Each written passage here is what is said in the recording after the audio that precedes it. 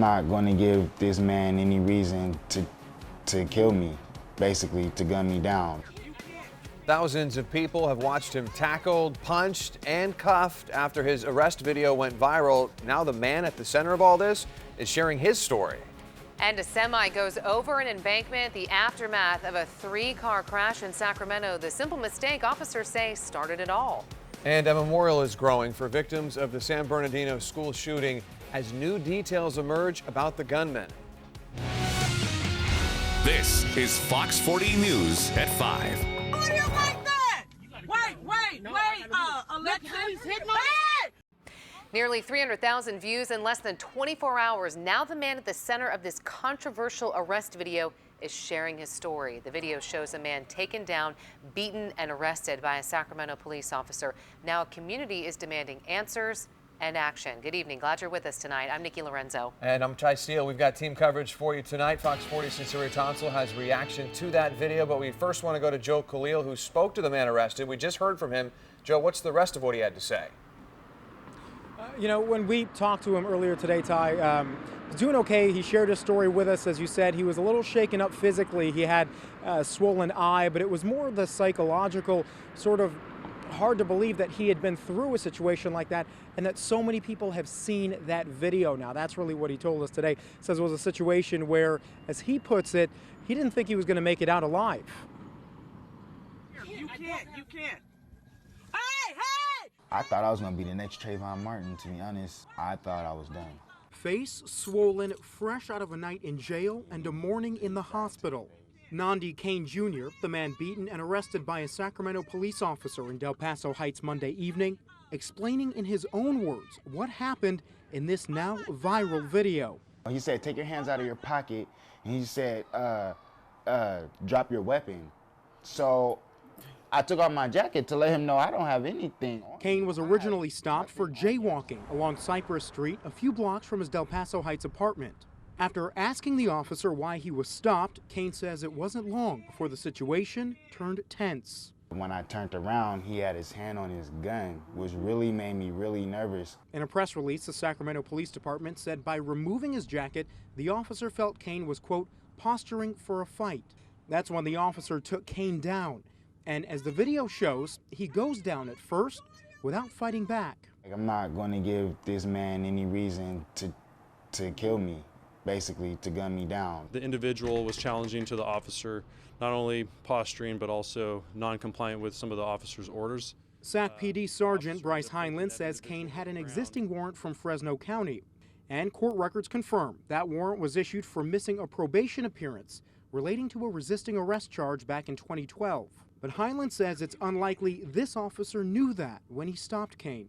I thank God that my neighbor was here, because if it wasn't for her to record, like, who knows what would have happened. Neighbor Naomi Monte recorded the incident. Just because he got dreads and he looked like whatever the officer may think he's supposed to look like, no, you can't judge nobody like that. Hey! Heinlein says based on the video Monte shot, this officer's response didn't fall within protocol and says he could face criminal action. The actions of this officer do not represent the men and women of the police department. Okay, now that video, we see a lot in it. What we don't see are the moments leading up to that conversation. So in a way, it was a snapshot. We might be able to get some of that conversation because today police expect to release the dash cam video, and if there is body cam footage, that's what we heard from the mayor's office. So hopefully we'll get a clearer picture once that video is released. Reporting live here in North Sacramento, Joe Khalil, Fox 40 News. Joe, thank you. And tonight, shock and outrage from those who've seen that video. Fox 40's Sincere Tonsil joining us live tonight. Also in Sacramento, Sincere, a lot of folks are demanding answers tonight.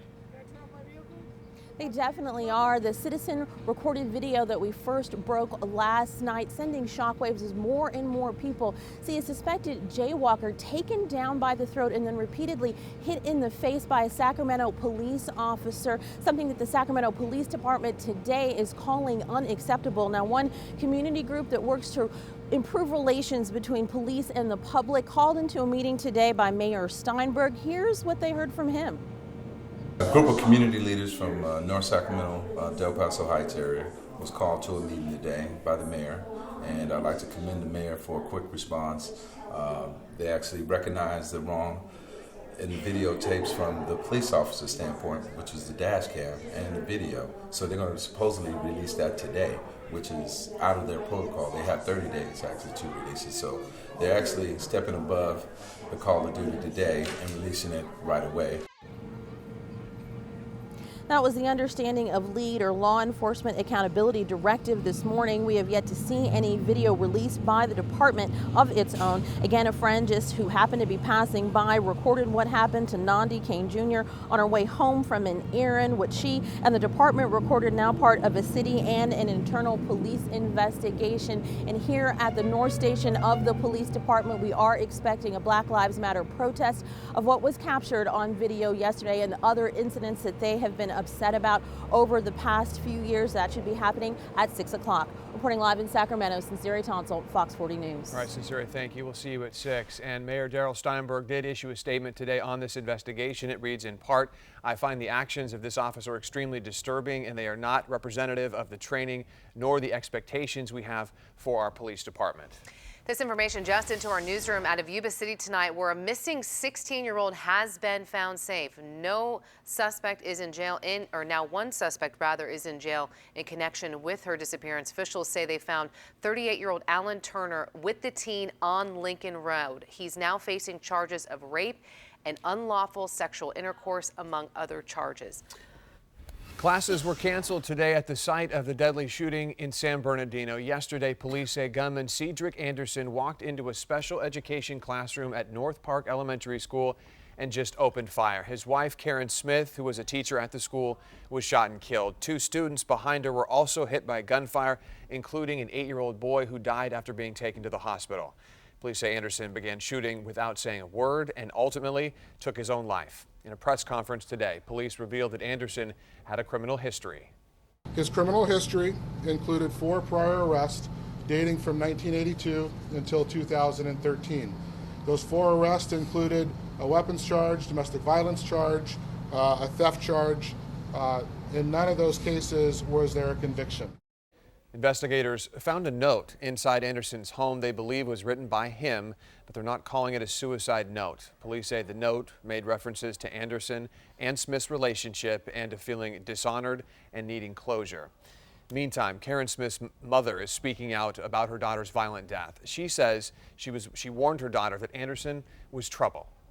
We thought he was a fine person until they were married, and then he showed the other side of him, which we never had seen before. We were shocked.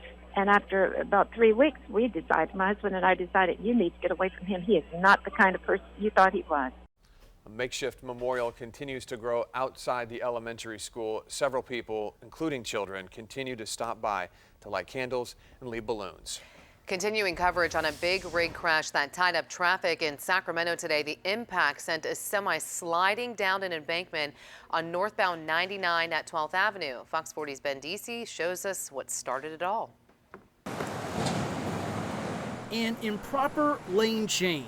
Sounds pretty minor, but CHP says that's what led to this. The original accident was a 3-vehicle collision. 2 of the drivers involved were hospitalized, but thankfully, unbelievably, with only minor injuries. The wreck caused major traffic backups on 99 northbound at 50 as CHP first cleared the road of wreckage, next emptied the boxes of car parts the semi was hauling, and finally tried to figure out how to get this rig down from where it is, slumped on the highway embankment. Well, what's happening right now is we have 2 big rig tows. One's going to help guide it, as Caltrans is going to be cutting down the trees down the embankment. And if you've never seen an entire semi-truck slide down the side of a hill before, it's something to watch. The process took hours. We've sped it up for you. But you can bet the drivers going northbound into Sacramento on 99 today, caught in the bottleneck of closed lanes, they were wishing we could speed it up for them, too. In Sacramento, Ben Deasy, Fox 40 News. Well, police are investigating tonight after a man was hit and killed by a truck in Auburn. This happened last night on the 400 block of Grass Valley Highway. Officials say the 42-year-old was walking across the Highway 49 when he was hit by the pickup. He died at the scene. Police aren't releasing his name right now.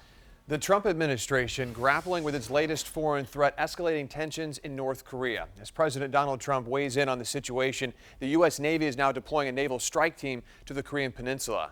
Stacey Cohen has the new developments from Washington. North Korea raising alarm over continued ballistic missile tests, setting global leaders on edge as they wait to see what the communist country's mercurial leader Kim Jong-un does next. This is a rogue regime that is now a nuclear-capable regime.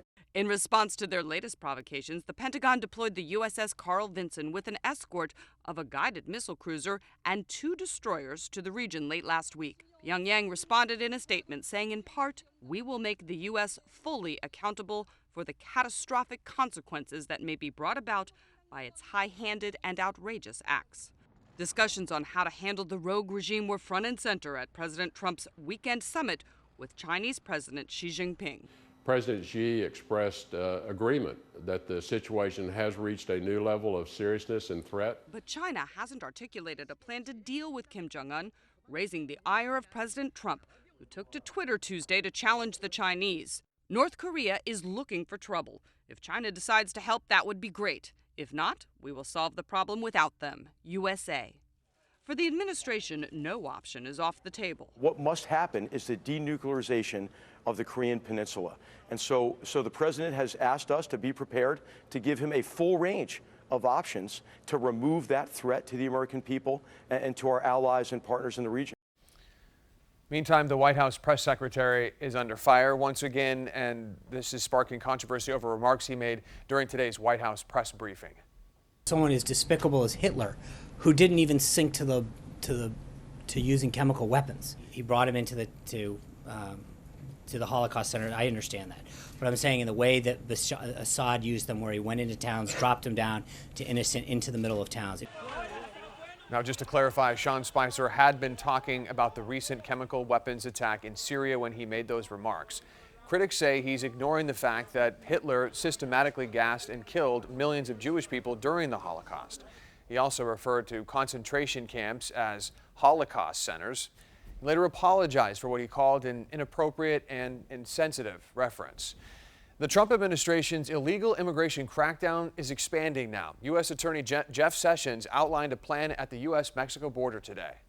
We will secure this border and bring the full weight of both the immigration courts and the federal enforcement and prosecutors to combat this attack on our national security and our sovereignty. New measures would increase the number of cases against undocumented immigrants and heighten the nature of charges brought against them. Sessions is requiring all U.S. attorneys to designate a point person on border security prosecutions by next week. Still ahead, thousands of dollars worth of band equipment hauled away during a high school heist. Now students are scrambling to replace what they lost. Also coming up later tonight, brewery backlash after a controversial Facebook post. Why the owner of the 12 rounds says he's stepping down. And more fallout for United in the middle of a PR nightmare. An apology from the airline after a man was forcibly removed. What we're learning about the passenger dragged off the plane. And I'm sure you saw a few sprinkles today. Take a look at the radar and you'll see those showers. Yes, there's some, but there's a whole lot more on the way. We'll talk about that coming up in Full Weather.